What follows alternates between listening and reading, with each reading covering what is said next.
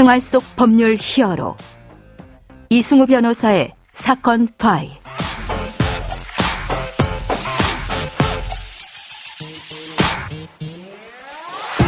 안녕하세요. 이승우 변호사입니다. 각종 사건 사고에서 여러분을 구해드리겠습니다. 오늘 열어볼 사건 파일은 보험회사 손해배상 관련 내용입니다.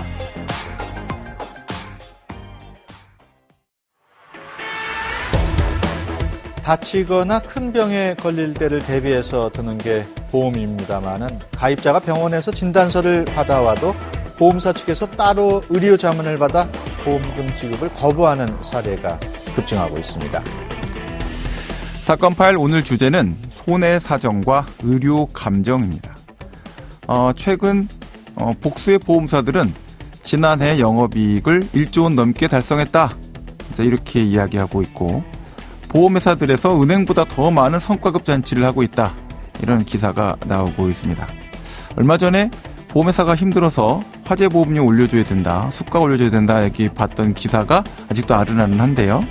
기록적인 영업이익 달성했다라고 하면서 성과급 잔치한다니까 이거 모순적인 상황 같다라고 느껴지기도 합니다.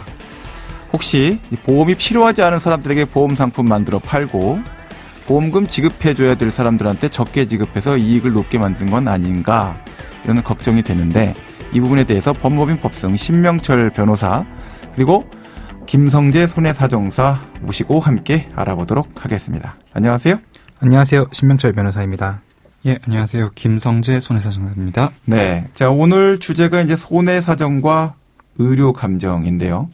이 두 가지가 이 사고 발생, 보험 사고 발생 후에 이 손해배상액, 보험금을 정할 때 꼭 필요한 거죠? 네, 그러니까 저희가 이 신체를 다치게 되는 사고의 경우에 이제 여러 가지 원인이 있는데 크게는 교통사고, 산업재해, 의료사고, 범죄사고 등이 있습니다. 네. 이런 각종 사고를 당하게 될 때 뭐 그 원인에 대한 부분도 다툼이 치열하겠지만 네. 피해자들이 가장 궁금해하는 것은 사실 가해자가 배상해야 될 손해배상액이 도대체 얼마냐에 대한 부분인데요. 예. 이 신체 피해 관련해서는 법에서 정해져 있는 손해배상 항목이 있습니다. 예. 크게는 이제 치료비, 또 지금까지 치료비와 미래의 치료비, 그리고 간병비, 그다음에 내가 휴업한 것에 대한 손해, 또 내가 노동력이 상실된 것에 대한 수입 손해, 위자료 등이 있습니다. 예. 그런데 이제 이런 것들은 사실 전문적인 의료적인 판단을 통해서 산출될 수 있기 때문에 이러한 사고가 발생했을 때는 그 손해액의 산정을 의료 감정이라는 절차를 통해서 또 확인하고 확정하게 됩니다. 예. 그래서 오늘은 손해배상에서의 의료 감정과 관련해서 의료 전문 변호사와 손해사정사가 한번 설명해 드리도록 하겠습니다. 예. 김성재 손해사정사하고 신명철 변호사는 이제 의료 전문 변호사인데 네. 이 두 분 이제 사고 처리 과정에서 실제 어떤 역할을 하시는지 청취자분들이 좀 궁금해하실 것 같거든요.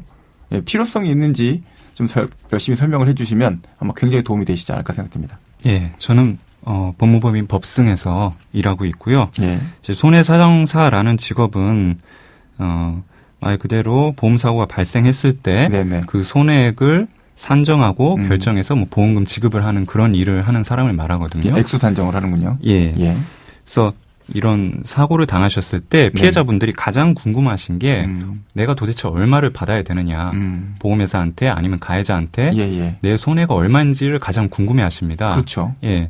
그런데 이렇게 사람이 다친 이런 신체 사고에 있어서는 이제 의료 감정이 중요한데 일반인들은 의학 지식이 부족하기 때문에 이 장애 평가에 있어서 굉장히 어려움을 겪으시거든요. 예.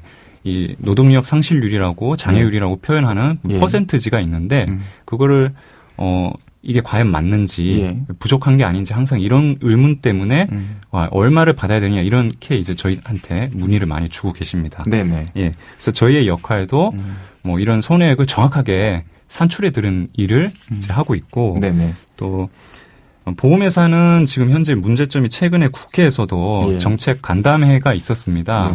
보험회사가 스스로 셀프 손해사정을 하고 있거든요. 셀프 손해사정을 한다는 얘기는 보험사고가 발생하면 보험회사의 이익을 위해서 자기 스스로 손해액을 산정한다. 이런 의미인가요? 예. 네네. 그 보험회사 안에 고용된 손해사정사, 그다음에 보험회사가 위탁을 하는 사정 법인들이 있습니다. 자기 직원이나 자기 대행사가 산정을 해준다. 이런 의미군요. 보험회사로부터 수수료 받고 그래도 됩니까? 손해액을 그거 보통 그렇게 하면 안 되는 거 아닌가요? 그래서 이제 이 정책 간담회에서도 그런 셀프 손해사정을 금지해야 된다.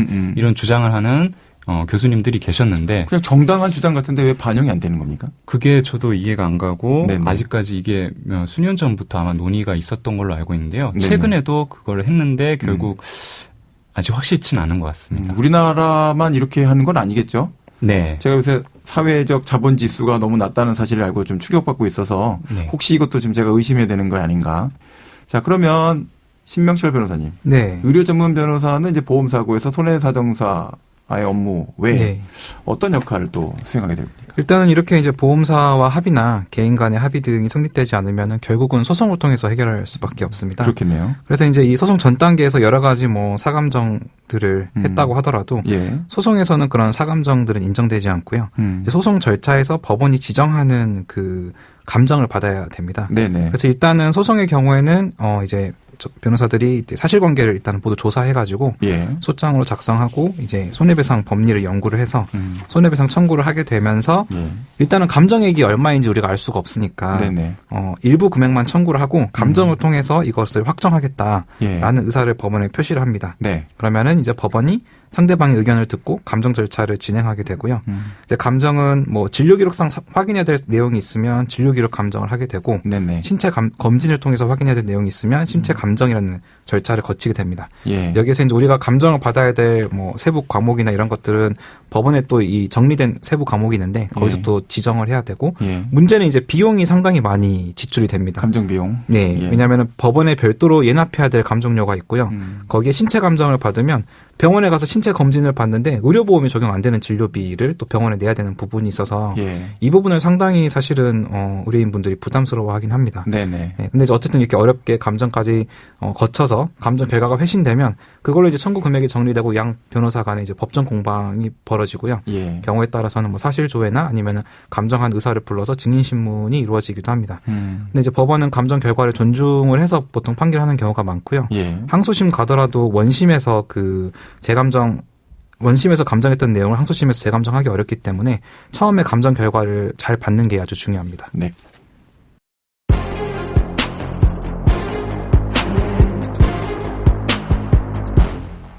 자, 결국 재판으로 갔을 때는 의료 감정을 어떻게 받느냐가 지금 굉장히 중요하다 이렇게 설명을 하신 것 같은데, 두 분이 각자 현장에서 겪으신 사건들 구체적인 내용을 좀 갖고 청취자분들에게 설명을 드리면 좋을 것 같은데요. 어떤 사건들이 있었습니까? 네, 교통사고나 산재사고나 의료사고나 이런 손해배상 청구 사건에서는 네네. 장애평가 방법이 맥브라이드 표라는 걸 활용하고 있습니다. 예. 네, 그밖에 뭐 개인보험에는 AMA라는 장애평가 표도 있는데요. 예. 일단 여기서 이제 손해배상 청구 사건에 대해서 이제 맥브라이드 장애평가 방법이든 뭐 AMA 장애평가 방법이든 예. 피해자께서는 이게 장애평가가 제대로 이루어진 것인지 이런 거를 좀 알기가 어렵습니다. 문제점이 그 기준 자료 자체도 온라인상으로나 네. 뭐 문서로 잘 확인하기가 어렵죠.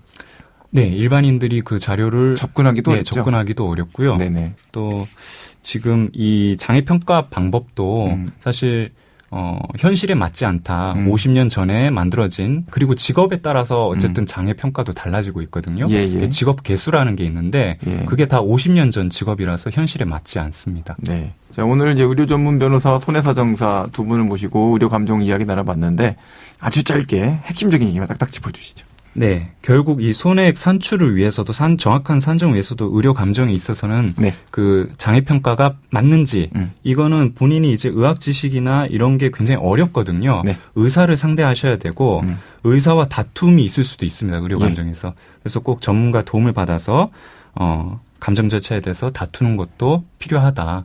예, 그런 게 중요하다 할 수 있습니다. 네. 이제 소송 단계에 오지 않고 원만하게 합의하는 게 당사자들에게 제일 좋은데, 이제 소송으로 오는 경우가 또 많아질 수 있기 때문에, 사고를 당하면은 초진 시의 사고 경위를 의사에게 좀 상세히 이야기를 해서, 진료 기록에 남아서 그걸 좀 자료화 시키고, 그다음에 진료 기록은 좀 소송 전에 미리 발급해 놓으면 수정될 위험도 없고 필요할 때 바로 증거를 활용할 수 있기 때문에 좀 숙지하면 좋겠습니다. 네. 그리고 진료 기록이 수정될 수도 있다. 네. 그 점 기억해야 될 것 같은데요. 네, 지금까지 신명철 변호사, 김성재 손해사정사 두 명과 함께 했습니다. 오늘 말씀 고맙습니다. 네, 감사합니다. 네, 감사합니다. 생활 속 법률 히어로 이승우 변호사였습니다. 내일도 사건에서 여러분들을 구해드릴 사건 파일 함께 열겠습니다.